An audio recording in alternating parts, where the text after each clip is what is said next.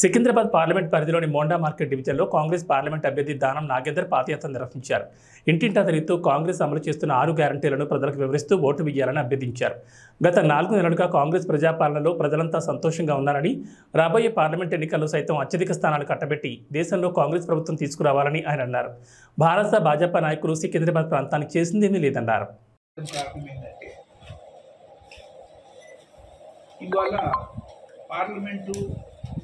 నియోజకవర్గం assembly cantonment by election and Malkajgiri parliament ఈ రెండింటికి కూడా నేను నామినేషన్స్ వేసినట్టు బరిలో ఉన్నా.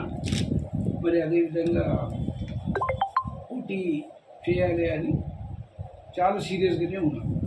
కార్యకర్తలందరూ ఉత్సాహపరిచింది, అందరూ ఎంకరేజ్ చేసి మేము గెలిపించుకుంటాం అని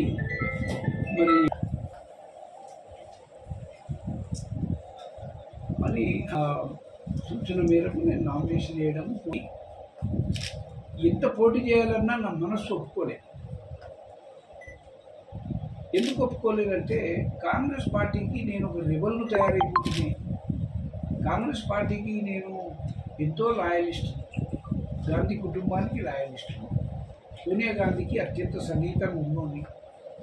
నేను ఏం చెప్తే అది చేసింది అమ్మగారు, నన్ను ఎంతో ప్రోత్సహించింది, ఎంతో ఎంకరేజ్ చేసింది. అట్లాంటి ఈ పార్టీకి అట్లాంటి తల్లిని మరి నేను వ్యతిరేకిస్తున్నట్టు అవుతుంది కదా, ఇది రాంగ్ మెసేజ్ పోతుందేమో అని నేను చాలా బాధపడ్డాను. ఇంతలోనే పార్టీ హైకమాండ్ నుండి నాకు ఆదేశాలు రావడం జరిగింది. నిన్న ఇవాళ ఏమని, నువ్వు బరిలో ఉండడం ఏంది, పార్టీ నీది, ఇంటికి అత్యంత సన్నిహితుడివి, you are a family man, you are our family man ఉంటుంది సోనియా గాంధీ గారు. మనం నువ్వు బరిలో ఉండడం ఏంటి అని అక్కడ ఖర్గే గారు, ఇక్కడ సోనియా గాంధీ గారి ఆఫీస్ నుండి అమ్మగారు కానీ వాళ్ళ పిఏలు కానీ పిఎస్లు కానీ మాట్లాడడం. అదేవిధంగా మరి ఈ రాష్ట్రానికి AICC general secretary incharge Deepa Das గారు వారు కూడా నాతో మాట్లాడండి. బహుశా ఆమె బయలుదేరి ఉంటుంది, ఆమె వస్తానని నాకు మెసేజ్ ఇచ్చింది. నేను మహబూబ్ నగర్ వెళ్తున్నా, సగం తోవలో ఉన్నా, వచ్చినా వచ్చేస్తాను, లేకపోతే రేపు ఎట్లా వస్తా, కానీ మీరు మాత్రం ఉండడం ఇద్దరం మనం కేంద్రంలో మంత్రులం చేసినాం, మరి మీరు బరిలో ఉండడం పార్టీకి అగనిస్తూ పోతున్నట్టు అనిపించదా, మనసు ఎట్లు వచ్చింది, మీ మనసు ఒప్పుకుంటుందా సత్యనారాయణ గారు? నాకైతే ఒప్పుకోదు, మీకు కూడా ఒప్పుకోదు, కానీ మీరు ఎందుకు చేస్తుండ్రో, మీ యొక్క నిరసన తెలియజేసేందుకే చేస్తుండ్రు, నాకు అర్థమైపోయింది. ఇక్కడ ఉన్న లోకల్ నాయకత్వానికి అర్థమైపోయింది, హైకమాండ్ దృష్టికి కూడా పోయింది. కాబట్టి ఇప్పుడు హైకమాండే మాకు ఇన్స్ట్రక్షన్స్ ఇచ్చిండ్రు, మీకు మాట్లాడి విరమింప చేయాలి అని. అందుకే ఆమె వాళ్ళు మాట్లాడి.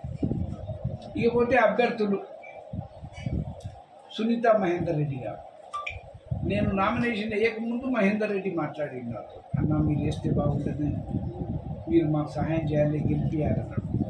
నామినేషన్ అయితే వేస్తారన్నా వేసేస్తాను. దాని తర్వాత ఏమైంది, మరి ఇప్పుడు సీఎం గారి ఆఫీస్ నుండి, మరి అదేవిధంగా సీఎం గారి ఆఫీస్లో ఆయన వేం నరేందర్ రెడ్డి అడ్వైజరు, అతనే సునీతారెడ్డి క్యాండిడేటు, ఇంకా రామ్ రెడ్డి చైర్మన్, వీళ్ళందరూ నన్ను మాట్లాడమనేది జరిగింది. అన్నా మీరు ఉంటే మాకు కష్టమవుతుంది, మనం గెలవలేము, మీరు విత్డ్రా చేసుకుంటుంది బాగా అని చెప్పినందుకు నేను తప్పకుండా విత్డ్రా చేసుకుంటాను. ఎందుకంటే పార్టీ నాకు కన్నతల్లి లాంటి. సోనియా గాంధీ అమ్మ గురించి నేను అనేక సందర్భాల్లో కూడా చెప్పిన, ఏమని, నన్ను కన్న తల్లి నా సొంత తల్లి అయితే నాకు రాజకీయ పునర్జన్మనిచ్చిన నా తల్లి సోనియా గాంధీ అని. నేను నామినేషన్ వేసింది సోనియా గాంధీ గారికి వ్యతిరేకమో కాంగ్రెస్ పార్టీకి వ్యతిరేకమో కాదు, కానీ నిరసన వ్యక్తం చేసేందుకు నా జాతికి అన్యాయం జరుగుతున్నది, అదే కాకుండా కాంగ్రెస్ శ్రేణులకు అన్యాయం జరుగుతున్నది, పార్టీలో ఇవాళ ఏదైతే పరిస్థితులు నడుస్తున్నాయో అవి బాగా లేవు, అసలైన సిసలైన కాంగ్రెస్ వాదులను అన్యాయం చేసేస్తున్నామా, మరి వాళ్ళకు ప్రాధాన్యత లేకుండా చేస్తున్నాము. ప్రభుత్వం వచ్చింది ఈనాడు, 10 సంవత్సరాల తర్వాత వచ్చింది తెలంగాణ ఇచ్చిన తర్వాత. 10 సంవత్సరాల తర్వాత వచ్చిన తెలంగాణను మనం నిలుపుకోవాలి, జాగ్రత్తగా పరిపాలించుకోవాలి. చేజారిపోయే పరిస్థితి ఉంది. మరి సవరణలు చేసుకోవాలి, జాగ్రత్తగా పోవాలి, పరిశీలన ప్రక్షాళన చేసుకోవాలి పార్టీని. ఆ విధంగా అందరినీ కలుపుకోవాలి, అన్ని వర్గాలను కలుపుకోవాలి. మాదిగలకు అన్యాయం జరిగిన మాట ఒకటైతే మిగతా వర్గాలకు కూడా అన్యాయం జరుగుతూనే ఉన్నది కదా. ఇప్పుడు ఫర్ ఎగ్జాంపుల్ బ్యాక్వర్డ్ క్లాసెస్కు సీట్లు తక్కువ ఇచ్చింది. ఇది ఎందుకు జరుగుతుంది? ఇవంతా జాప్యం సోనియా గాంధీ గారికి తెలుస్తుందా? రాహుల్ గాంధీ గారికి తెలుస్తుందా? ప్రియాంక గాంధీ గారికి తెలుస్తుందా? వాళ్ళకి తెలియకుండానే ఇక్కడ ఉన్న నలుగురు ఎవరో డిసైడ్ చేసి పంపిస్తున్నారా? పార్టీని కాపాడదామన్నా, పార్టీని నాశనం చేద్దామన్నా ఎందుకు చేస్తున్నారు? దీన్ని సవరించుకుందాం మనం అని ఒక నిరసన తెలియజేయాలన్న ఉద్దేశంతోనే మాత్రం నామినేషన్ వేయడం జరిగింది.